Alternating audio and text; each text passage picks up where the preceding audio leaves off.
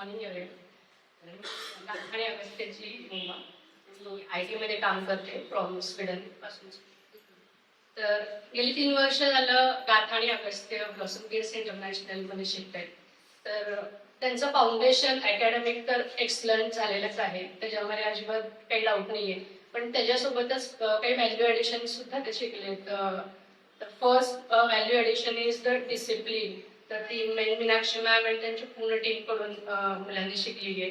Second is the time management. तर ह्या value ॲडिशनसाठी मी खरंच त्यांना थँक्स बोलेन.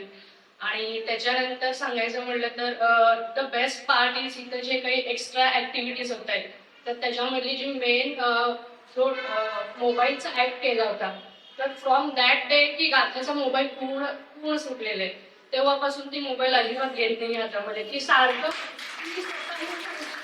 आमचे डोळे केलेले आहेत, त्यामुळे आता मी मोबाईलला अजिबात हात लावणार नाही. So this is the very means खूपच हा एकदम माइंड ब्लोईंग झालेलं आहे माझ्यासाठी आहे.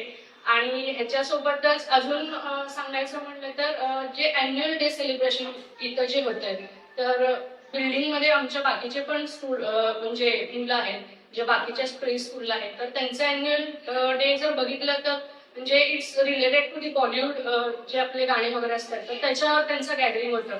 तर फर्स्ट टाइम मी इथं म्हणजे 3 वर्ष गेली मी बघते की मीन्स व्हेरी दरवेळेला वेगवेगळं काहीतरी तुम्ही थीम घेऊन येताय आणि मुलांना एवढं नॉलेज त्याच्यामधून मिळतंय.